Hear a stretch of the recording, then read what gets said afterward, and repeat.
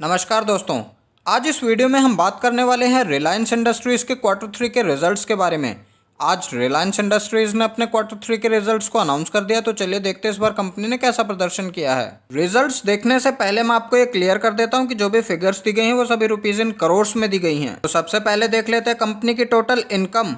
पिछले साल कंपनी की इनकम जहां 1,95,318 करोड़ रुपए थी वो इस साल बढ़कर 2,23,739 करोड़ रुपए हो गई है, जबकि क्वार्टर बेसिस पे 2,36,377 करोड़ रुपए से कम होकर ये 2,23,739 करोड़ रुपए हो गई है। यानी कि कंपनी की इनकम में ईयर ऑन ईयर बेसिस पे तो जंप देखने को मिल रही है, लेकिन क्वार्टरली इसमें गिरावट देखने को मिल रही है। अब देख लेते हैं कंपनी के एक्सपेंसेस यानी कंपनी के खर्च कैसे रहे हैं। तो पिछले साल कंपनी के खर्च जहां 1,73,060 करोड़ रुपए के थे वो इस साल बढ़कर 2,07,33 करोड़ रुपए के हो गए हैं। वहीं क्वार्टर बेसिस पे 2,15,923 करोड़ रुपए से कम होकर ये 2,07,33 करोड़ रुपए हो गए हैं। तो जिस तरह से कंपनी की इनकम का परफॉर्मेंस देखने को मिल रहा है, उसी तरह से कंपनी के एक्सपेंसेस में भी देखने को मिल रहा है। आप देख लेते हैं कंपनी ने प्रॉफिट कैसा जनरेट किया है। तो सबसे पहले हम देख लेते हैं प्रॉफिट बिफोर टैक्स को। तो पिछले साल कंपनी का प्रॉफिट जहां 22,391 करोड़ रुपए था वो इस साल बढ़कर 23,072 करोड़ रुपए हो गया है,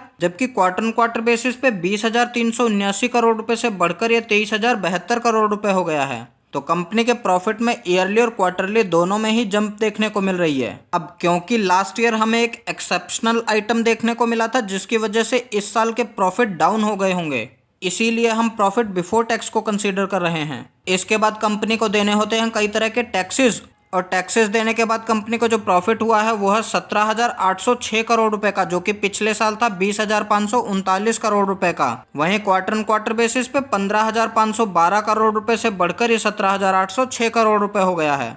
ओवरऑल रिलायंस इंडस्ट्रीज ने वैसा ही परफॉर्मेंस किया है जैसा वो हमेशा से करता आ रहा है।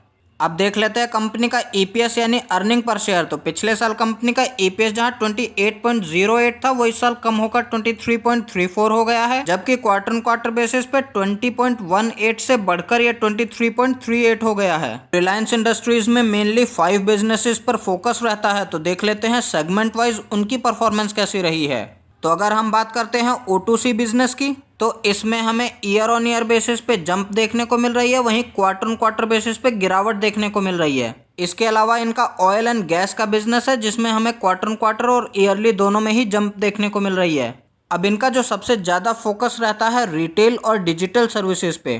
तो रिटेल सेगमेंट की बात करें तो ये 57 से बढ़कर हो गया है 67, वहीं क्वार्टर बेसिस पे 64 से बढ़ के हो गया है 67, यानी कि इनके रिटेल बिजनेस में अच्छा परफॉर्मेंस देखने को मिल रहा है।